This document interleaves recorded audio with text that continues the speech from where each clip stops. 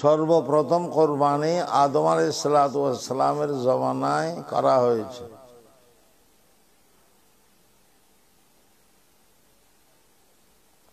আদম আলাইহিস সালাম এবং ওনার স্ত্রী হাওয়া আলাইহাস সালাম যখন আল্লাহর হুকুমে বেহেশত থেকে দুনিয়াতে আসলেন,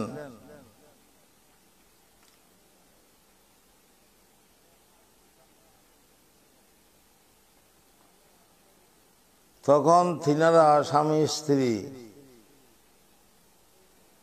মিলন করতেন, স্ত্রী সহবাস করতেন। তখন নিয়ম ছিল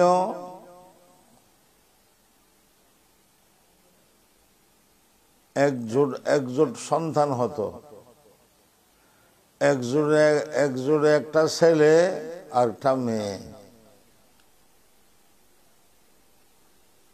সেরকম নিয়ম ছিল। হযরত আব্দুল্লাহ বিন আব্বাস রাদিয়াল্লাহু আনহু সাহাবী বলেছেন, আদম আলাইহিস সালামের জীবদ্দশায় ওনার আওলাদ 40,000-এর মতো হয়ে গেছে।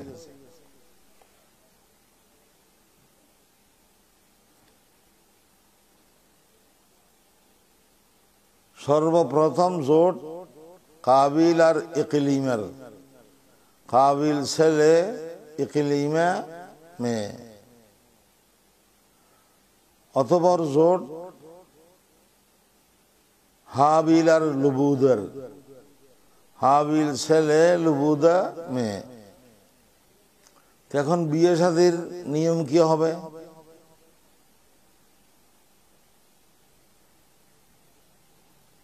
ভাই বোন তো বিয়ে শাদী হতে পারে না। এখন বিয়ে শাদী না হলে এই আওলাদ কিভাবে হবে? হয়ে গেছে।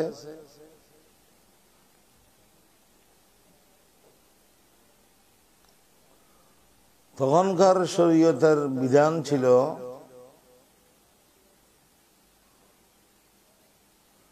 এক জোড়ের ছেলে আরেক জোড়ের মেয়েকে শাদী করতে পারবে। ওই ছেলে নিজের জোড়ের মেয়েকে শাদী করতে পারবে না, আরেক জোড়ের মেয়েকে শাদী করতে পারবে। এভাবে স্বামী স্ত্রী হবে, এভাবে আওলাদ হবে। এখন সর্বপ্রথম জোড়ের ছেলে হলো কাবিল, মেয়ে হলো ইকলিমা, বেশি সুন্দরী ইকলিমা। দ্বিতীয় জোড়ের ছেলে হলো হাবিল,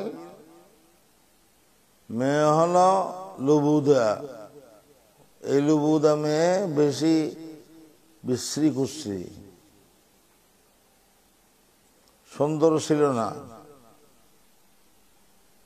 এখন কাবিল আল্লাহর নাফরমানি করলো, নিজের পিতা আদমেরও নাফরমানি করলো।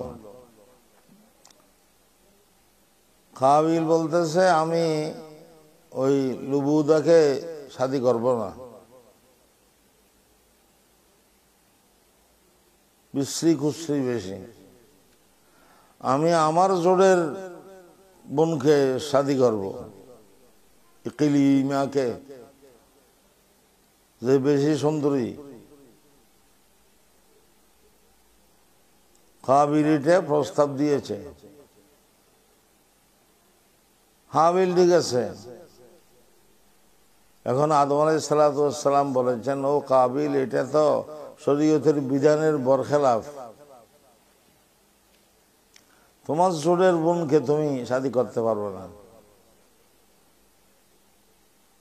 তোমার ফরের জোড়ের বোনকে শাদী করতে হবে। কাবিল বলতেছে, না, ফরের জোড়ের বোন লুবুদা বিশ্রী কুশ্রী, আমার জোড়ের বোন ইকলিমা সুন্দরী, আমি সুন্দরীকে শাদী করব, কোনো মতে মানে না। তখন আদম আলাইহিস সালাম হুকুম করলেন, আচ্ছা ঠিক আছে, তোমরা দুজন আল্লাহর রাস্তায় কোরবানি দাও। এই প্রথম কোরবানি, তোমরা দুজন আল্লাহর রাস্তায় কোরবানি দাও। যার কোরবানি কবুল হবে সে ইকলিমা সুন্দরীকে শাদী করবে। তখন কোরবানি কবুল হওয়ার আলামত ছিল আসমান থেকে এক প্রকারের আগুন আসত। ওই আগুন যার কোরবানিকে জ্বালাইয়ে ফেলবে তার কোরবানি কবুল কবুল। এখন আসমান থেকে আগুন এসে হাবিলের কোরবানিকে জ্বালাইয়ে ফেলেছে। হাবিল কোরবানি দিয়েছে কিছু আপনার গেল্লা,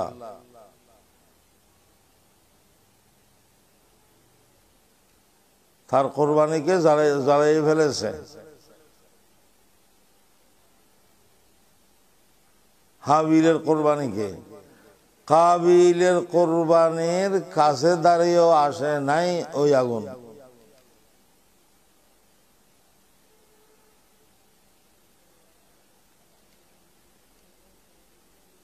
তাহলে বোঝা গেল কাবিলের কোরবানি কবুল হয় নাই, হাবিলের কোরবানি কবুল হয়েছে। সুতরাং ওই ইকলিমাকে হাবিলের শাদী করবে, করে ফেলছে। আইনও সেরকম আর গঠনও সেরকম। এরপর কাবিল নিজের ভাই হাবিলকে হত্যা করলো। লাআকতুলান্নাকা ক্বালা ইন্নামা ইয়াতাকাব্বালুল্লাহু মিনাল মুত্তাকিন। কাবিল হাবিলকে হুমকি দিল, ধমক দিল, আমি তোমাকে হত্যা করব। হাবিল বলেছেন, ভাই যাই করেন আল্লাহ তাআলা মুত্তাকি ফরেজগারের কোরবানি কবুল করেন। লম্বা ঘটনা।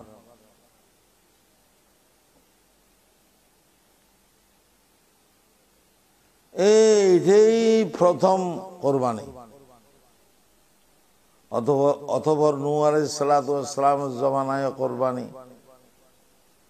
আল্লাহ তাআলা বলেছেন, ওয়ালিকুল্লি উম্মাতিন জাআলনা মিনকুম ওয়ালিকুল্লি উম্মাতিন জাআলনা মানসিকাল লিয়াযকুরু ইসমাল্লাহি। এই আয়াতের দ্বারা বুঝা গেল প্রতিটি উম্মতের জন্য আল্লাহ তাআলা এই কোরবানির প্রথা রেখেছেন।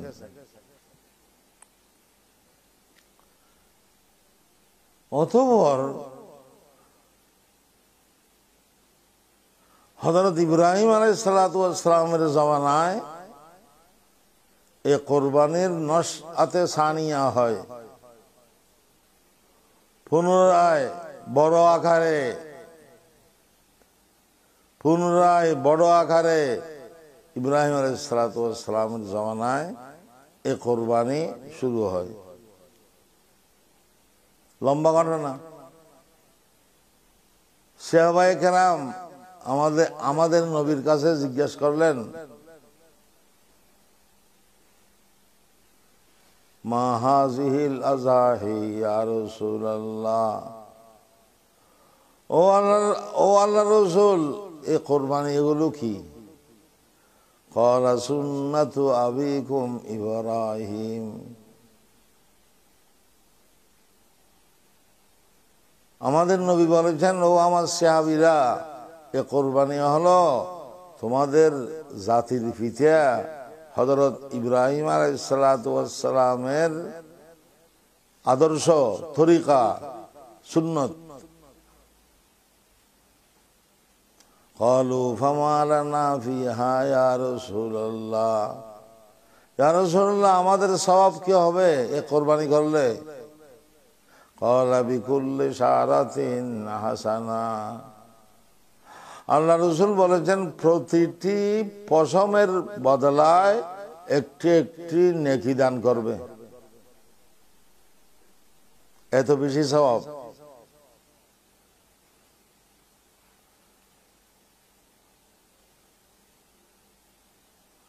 এই আল্লাহ রাসূল বললেন তোমাদের জাতির পিতা হযরত ইব্রাহিম আলাইহিস সালাতু ওয়াস সালামের আদর্শ, সেই ঘটনা কোরআন শরীফেও আছে।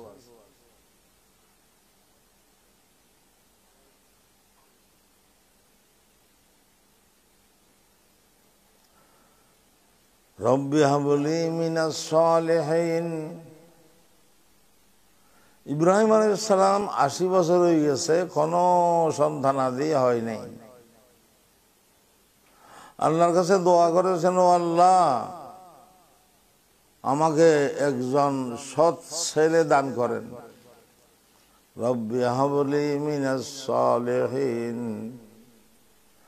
ফাবাশশারনাহু বিগুলামিন হালিম,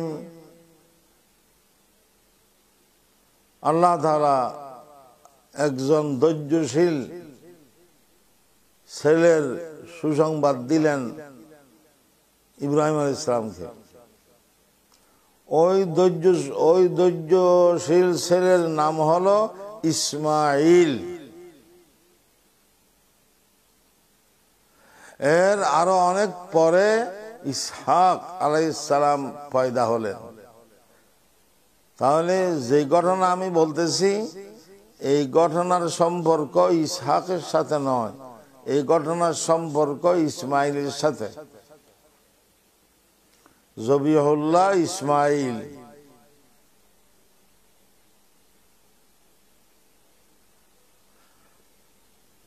ফাবাশশারনাহু বিগুলামিন হালিম ফালাম্মা বালাগা মাহু সায়া ক্বালা ইয়া বুনাইয়া ইন্নী আরা ফিল মানাম আন্নী আযবাহুকা ফানজুর মাযা তারা। ইব্রাহিম আলাইহিস সালাম এই বয়সে নিজের ছেলে ইসমাইলকে বেশি মহব্বত শুরু করেছেন, সীমাহীন মহব্বত। এখন আল্লাহ তাআলা ইব্রাহিম আলাইহিস সালামকে একটু পরীক্ষা করতেছেন, ইমতিহান করতেছেন।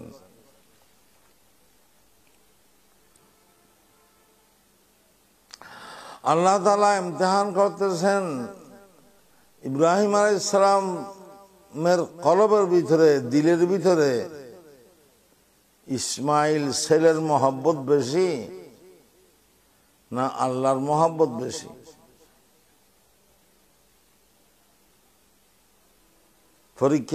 পরীক্ষা করতেছেন। ফালাম্মা বালাগা মাহু সাইয়া ক্বালা ইয়া বুনাইয়া ইন্নী আরা ফিল মানামি আন্নী আযবাহুক।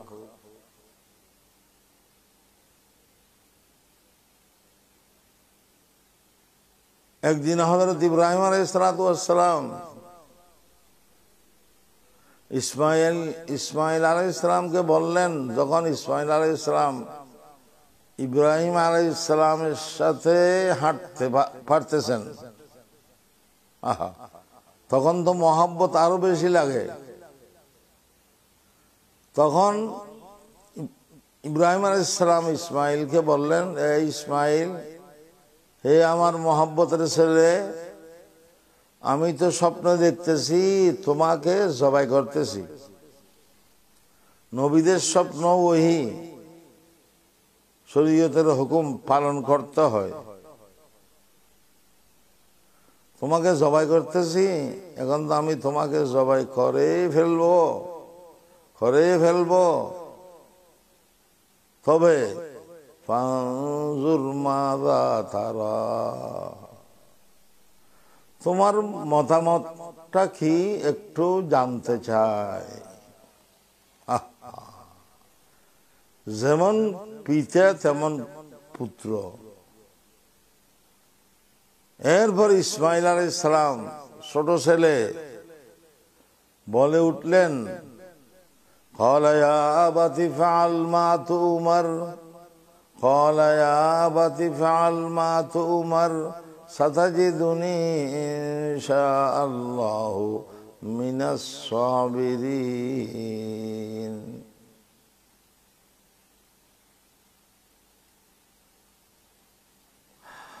ইসমাইল আলাইহিস সালাম বললেন, ও আব্বু, কোনো সমস্যা নাই, আল্লাহ তাআলা যেটা আপনাকে হুকুম করেছেন, অর্ডার করেছেন, ওইটা আপনি করেন, আমাকে জবাই করেন, আমি ইনশাআল্লাহ ধৈর্য ধারণ হব, সবর করব, কোনো সমস্যা হবে না, আমাকে জবাই করে ফেলেন।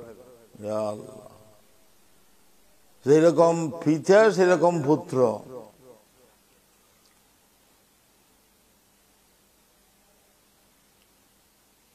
ফালাম্মা আসলামা ওয়া তাল্লাহু লিল জাবিন ওয়া নাদাইনাহু আন ইয়া ইব্রাহিম।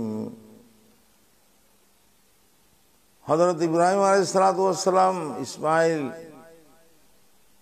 ইসমাইল আর ইব্রাহিম যখন দুজন রাজি হয়ে গেলেন, ইব্রাহিম আলাইহিস সালাম ইসমাইলকে শোয়ে দিয়েছেন জবাই করার জন্য।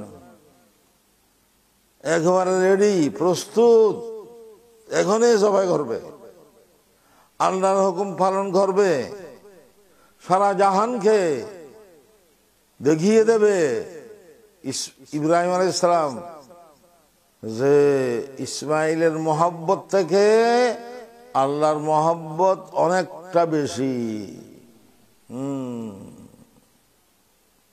এটা দেখিয়ে দেবে। ওয়াতাল্লাহু লিল জাবিন, এই জবাই এখনই করবে। সাথে সাথে আসমান থেকে আওয়াজ এসে গেছে, উপর থেকে আওয়াজ এসে গেছে, আল্লাহর আওয়াজ। ওয়ানাদাইনাহু আন ইয়া ইব্রাহিম কদ সাদ্দাকতার রুয়া ইন্না কাযালিকা নাজজিল মুহসিনিন। ও ইব্রাহিম, ছেলেকে আর জবাই করবেন না, আপনি পরীক্ষায় পাশ হয়ে গেছেন। সাদ্দাকতার রুয়া, পরীক্ষা পাশ হয়ে গেছেন। আমার উদ্দেশ্য আপনার ছেলেকে জবাই করা নয়, আমার উদ্দেশ্য ছিল আপনাকে পরীক্ষা করা যে আপনার অন্তরের ভিতরে আমার মহব্বত বেশি না ইসমাইলের মহব্বত বেশি। আপনি দেখিয়ে দিয়েছেন আমার মহব্বত বেশি, আপনি পরীক্ষায় পাশ, উত্তীর্ণ।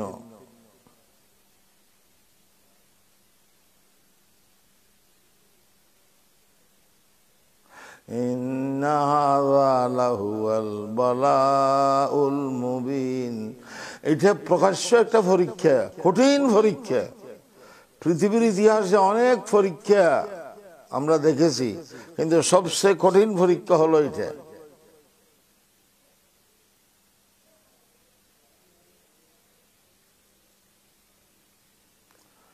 হ্যাঁ ইব্রাহিম, ওয়াফাদাইনাহু বিযিবহিন আযীম। দেখেন আপনার ফারসে একটা দুব্বা এসে গেছে বৃহস্ত থেকে, ওই দুব্বাটা জবাই করেন, ছেলেকে ছেড়ে দেন, ইসমাইলকে ছেড়ে দেন, দুব্বাটা জবাই করেন। হায় হায়, সেটা দুপুরের সময় ছিল।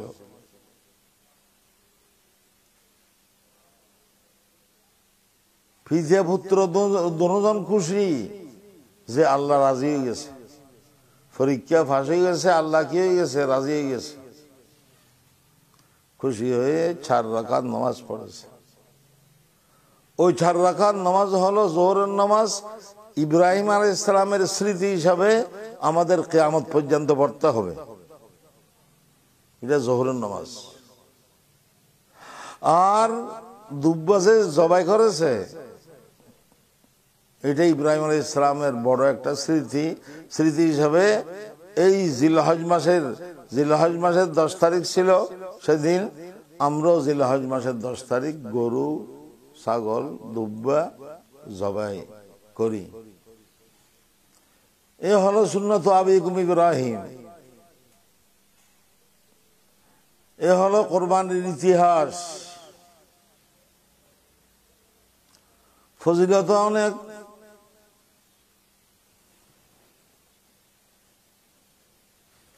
এই কোরবানির ইতিহাস থেকে আমাদের শিক্ষা লাভ করতে হবে।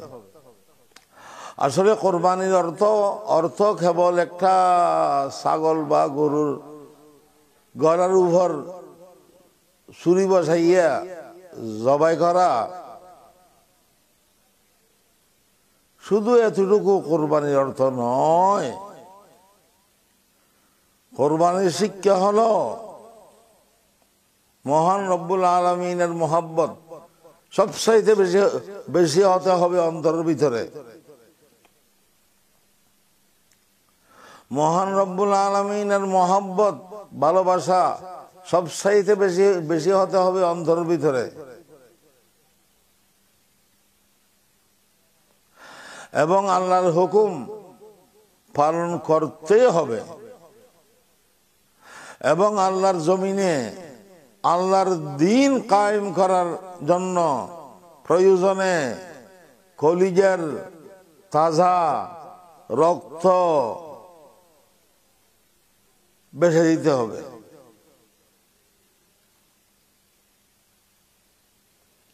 আল্লাহর হুকুম পালন করার জন্য যে কোনো ত্যাগ স্বীকার করতে হবে।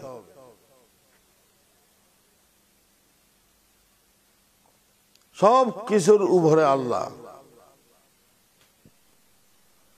আমরা সরকারের কথা মানব, সমাজের কথা মানব, সরকারের কথা মানব 100 বার, কিন্তু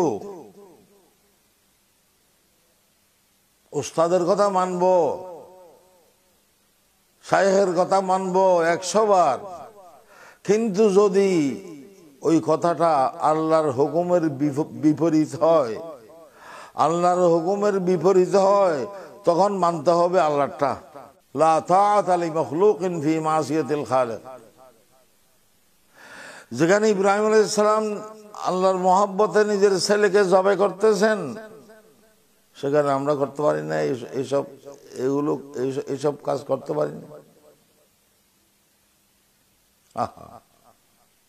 আল্লাহ আল্লাহ।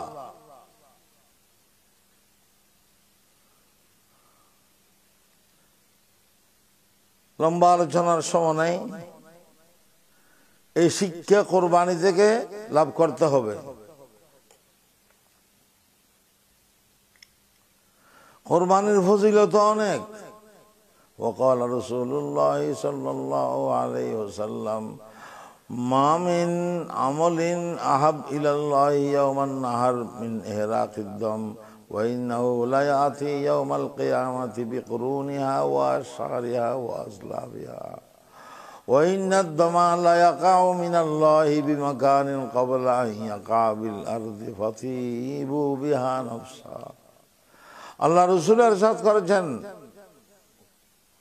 জিলহজ মাসের 10 তারিখ কোরবানির সে আর কোন আমল আল্লাহর কাছে অধিক প্রিয় নয়, বেশি প্রিয় নয়। সবচেয়ে বেশি প্রিয় কোরবানি। এই কোরবানির গরু ছাগলের রক্ত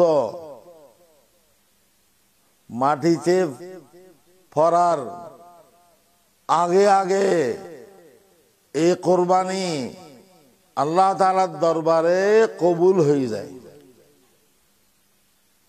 সুতরাং ও আমার উম্মতের নরনারীরা, খুশি মানে কোরবানি করো। কোরবানির ফজিলত,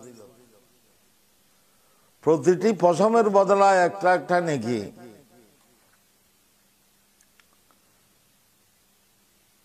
কিছু ইতিহাস বললাম, কিছু ফজিলত বললাম।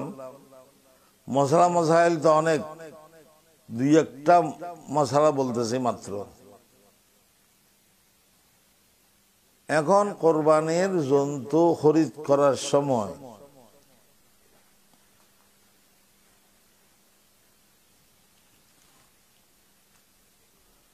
জন্তু সম্পর্কে অনেক মশলা মশাইল আছে।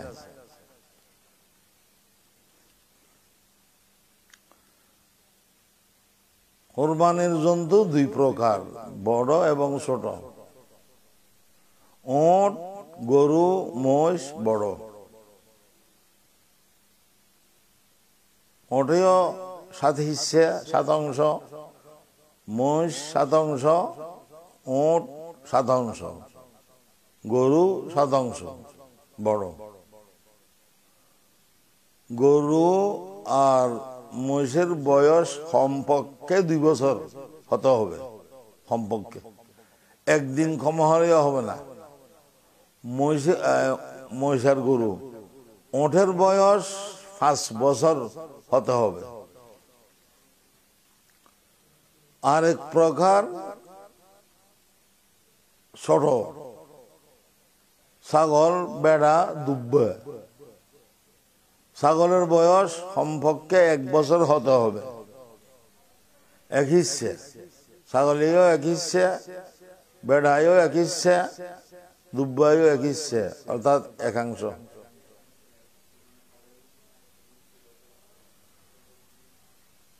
এই পশুতে কোনো আয়েব দোষ না থাকতে হবে। কোরবানির পশুতে কোনো আয়েব দোষ না থাকতে হবে।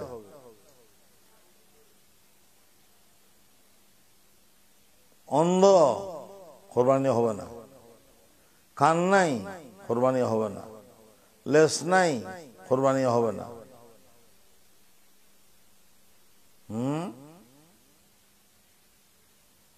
দাঁত নাই কোরবানি হবে না।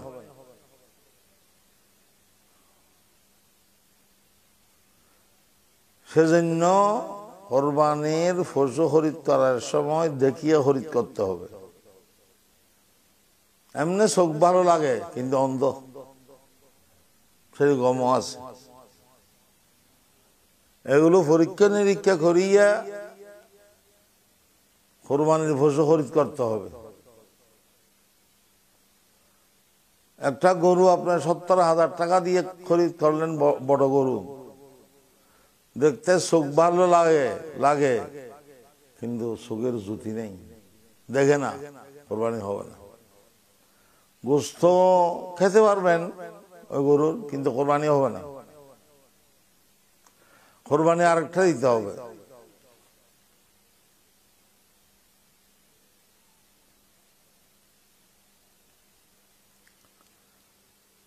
গরুকে যদি সুই ইঞ্জেকশন লাগায়, গরু বা ছাগলকে, আমি ইঞ্জেকশন লাগাতে বলতেছি না, কিন্তু ইঞ্জেকশন যদি লাগায় কোরবানি হবে।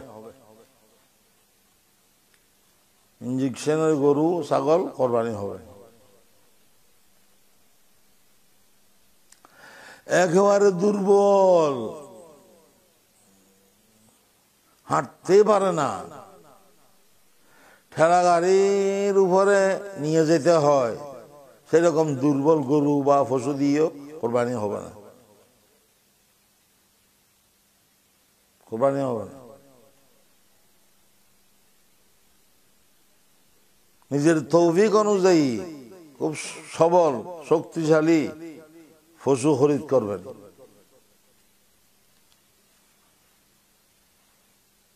হলো পশুর মশলা।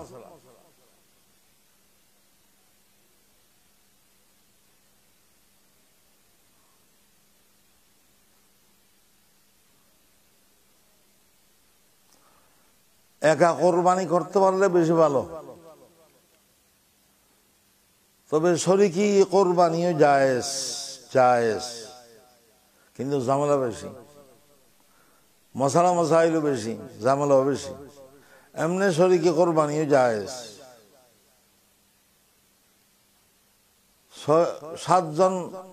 7 শরিক কোরবানি করতেছে।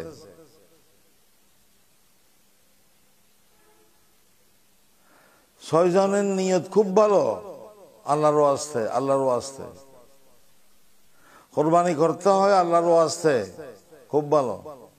একজনের নিয়তের গোজামিল, সে কোরবানি করতেছে একাংশ গোস্ত খাওয়ার জন্য তার ছেলে মেয়ে,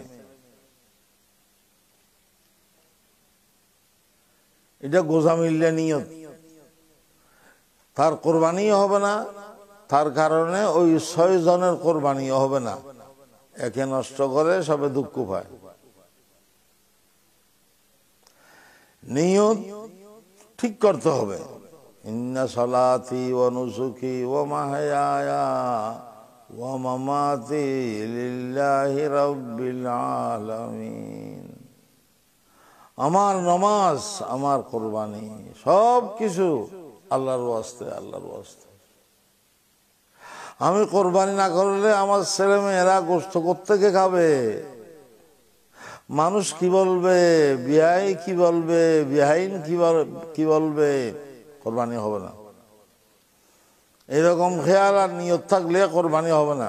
এমনি গোস্ত খাতে পারবেন, গোস্ত তো খাওয়া যাবে, কোরবানি হবে না। আর ভাই গোস্ত তো সব সময় খাই আমরা, কোরবানি এটা কোনো গোস্ত খাওয়ার দিন নয়, এটা ইবাদতের দিন। এমনি গোস্ত খাওয়া যায় সেটা ভিন্ন কথা, কিন্তু নিয়ত হতে হবে লিল্লাহ, আল্লাহর ওয়াস্তে।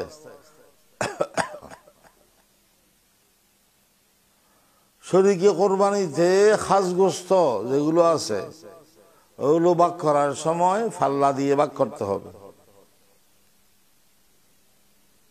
শরীকে কোরবানিতে খাস গোস্ত ফাল্লা দিয়ে ভাগ করতে হবে, এমনি আন্দাজে ভাগ করলে হবে না।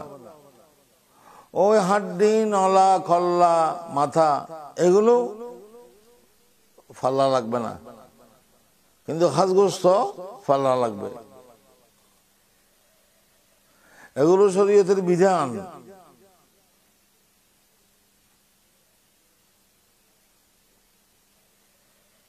আন্দাজ ভাগ করলে হবে না।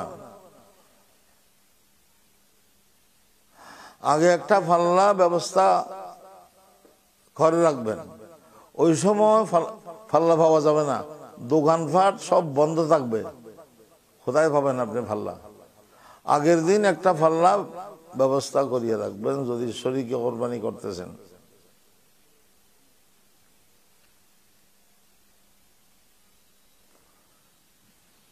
গাভী দিয়ে কোরবানি করতেছেন, ওই গাভীর দুধ কি খেতে পারবেন? 10-12 দিন যা পালতেছেন দেখতে হবে সেটা কি কেনা গাভী। যদি ওই গাভী আপনি খরিদ করেছেন, ওই গাভীর দুধ খেতে পারবেন না,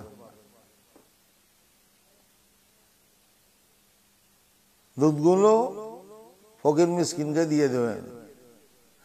আর যদি আপনি খান, সেই পরিমাণ টাকা ফকির মিসকিনকে দিয়ে দিতে হবে, সে পরিমাণ মূল্য খেনা গাভী হলে। আর যদি ফালক গাভী হয়, আপনি নিজে গাভী, ফালক গাভী আছে আপনার কাছে, ওই ফালক গাভী দিয়ে যদি কোরবানি করেন, ওই ফালক গাভীর দুধ খেতে পারবেন, কারণ এটা তো আগের থেকে খেয়ে এসতেছেন, এটা ফালক। খরিদকৃত গাভীর দুধ খাওয়া যাবে না, খাইলে ওই পরিমাণ টাকা দিয়ে দিতে হবে। এগুলো মশলা মশাইল, বিধিবিধান কোরবানির। কোরবানির গোস্ত, মাংস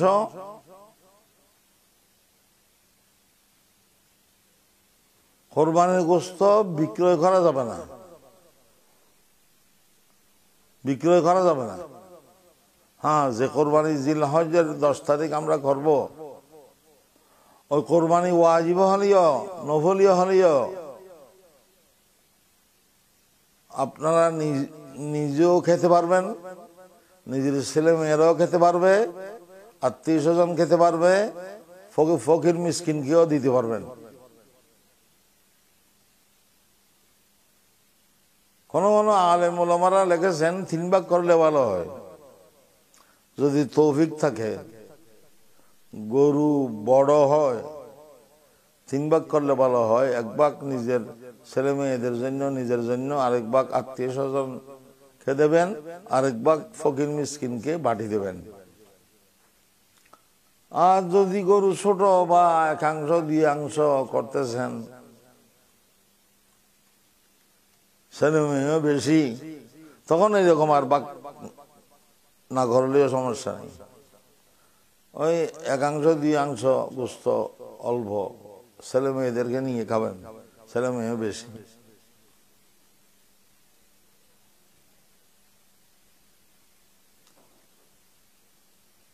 আর ওইটা যেটা বললাম, গোস্ত বেশি হলে করতে পারলে ভালো। কিছু গরিব মিসকিনেরও হক আছে এখানে, কিন্তু এগুলো নফল মুস্তাহাব, ওয়াজিব নয়। গরিব মিসকিনকে পাঠিয়ে দেওয়া এটা নফল মুস্তাহাব, ওয়াজিব নয়। দিতে পারলে বেশি ভালো হবে। তারা কি খাবে? আপনার ছেলেরা খাইতেছে, আহা, তাদের ছেলেরা কি খাবে? দিয়ে দেবেন কিছু কিছু, বরকত হবে, ফায়দা হবে, সব হবে। গরু গেল, গরুর গোস্ত গেল, শরীকে কোরবানিও গেল। তো শরীকে কোরবানি যদি 7 জন 5 জন 4 জন শরীক হন, বলে দেবেন, এ ভাই সবাই আমরা নিয়ত করবো আল্লাহর ওয়াস্তে। একজনের নিয়তে গোজামিল হলেও কারো কোরবানি হবে না। সবাই আমরা নিয়ত করবো কারো ওয়াস্তে, আল্লাহর ওয়াস্তে।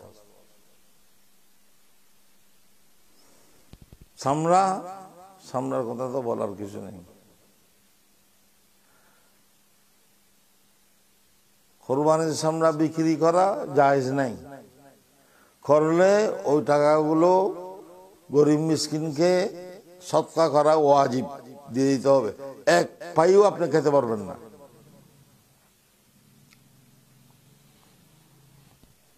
এখন তো সামরা আর যে অবস্থা, দেশের একটা বড় সম্পদ একবারে নষ্ট করে দিছে। এখন তো সামরার কোনো রেটই নেই। তো আমাদের মাদ্রাসার ফয়সালা হলো, তারপরেও যারা সামরা দিতে চায় মাদ্রাসা গ্রহণ করবে, কিন্তু বিনামূল্যে গ্রহণ করলেও গুনাহগারের সম্ভাবনা আছে। তারপরেও এটা সম্পর্ক আছে এলাকাবাসীর সাথে সামরার মাধ্যমে, সেজন্য সামরা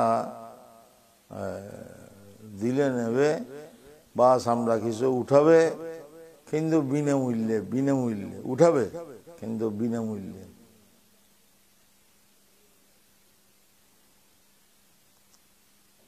মাদ্রাসার জন্য আপনাদের কাছে কলিজা, গোর্দা, জিব্বা, খাসগোস্ত হুজুররা চাইতেছে না, যেগুলো আপনারা খাবেন। চাইতেছে ওই সামরা, যে সামরা আপনারা খাবেন না। এমনি সামরা খাওয়া যায়, সামরার যে পশম আছে ওগুলো উঠে গিয়ে সামরা খাওয়া একেবারে পরিষ্কার হালাল জায়েজ, কিন্তু কেউ খায় না। হ্যাঁ, কেউ খায় না। তো যেটা কেউ খায় না ওইটাই চাইতেছে, তো বিনামূল্যেই দিয়ে দেবেন। সামনা নিয়ে কোনো ব্যবসা করা যাবে না।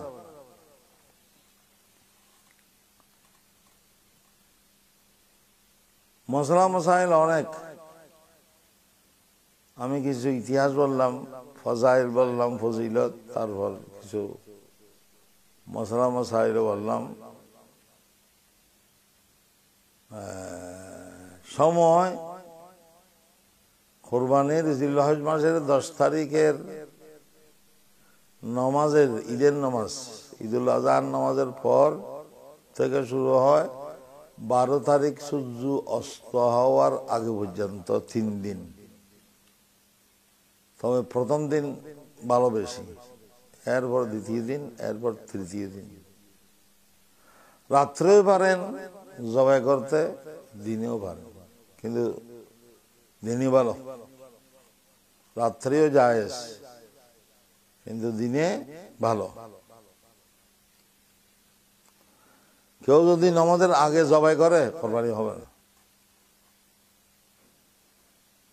আরেকটা করতে হবে কোরবানি, আরেকটা দিতে হবে, কোরবানি হবে না।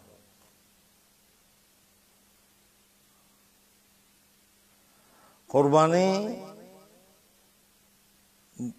প্রথম 2 প্রকার, এক প্রকার হলো ওয়াজিব, আরেক প্রকার হলো মুস্তাহাব।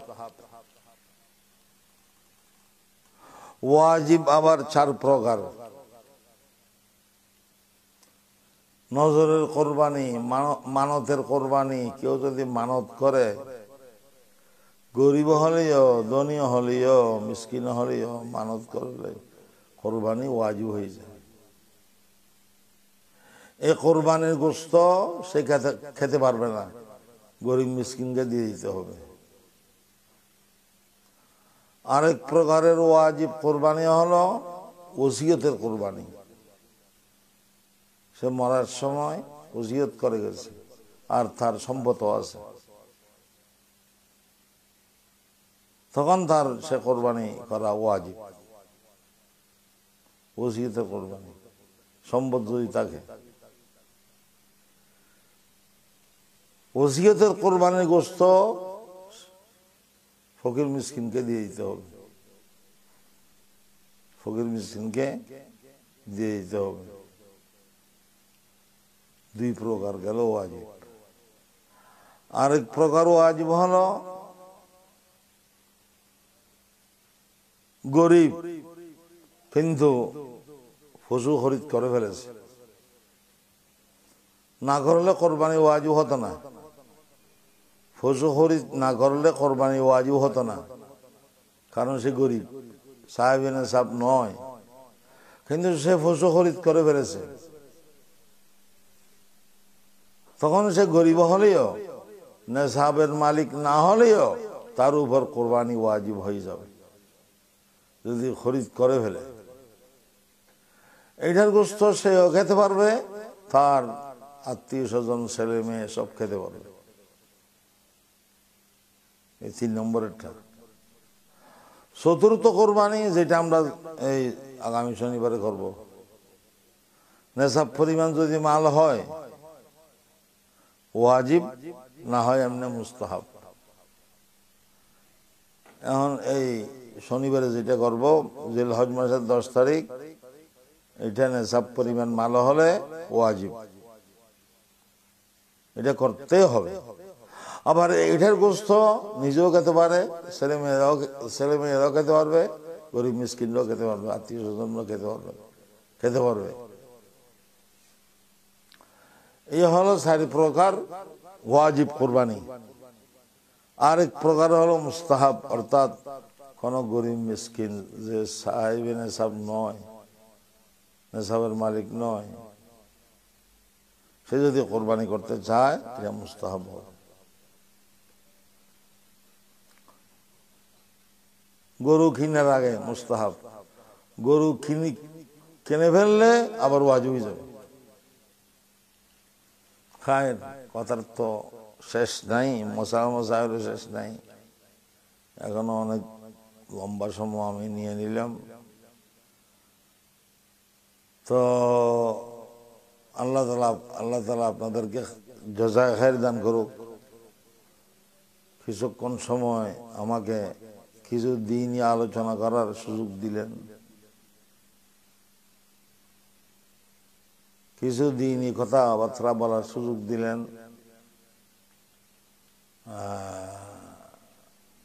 এটা প্রচার করলে ইনশাআল্লাহ আমিও কিছু সওয়াব পাব, আপনারাও সওয়াব পাবেন। বাল্লিগু আন্নী ওয়ালাউ আয়া, হাদিস মতে। ওয়া আখিরু দাওয়ানা আলহামদুলিল্লাহি রাব্বিল আলামিন ওয়া সাল্লাল্লাহু আলা রাসূলিল কারীম ওয়া আলা আলিহি ওয়া সাহবিহি আজমাইন বিরহমাতিকা ইয়া আরহামার রাহিমিন।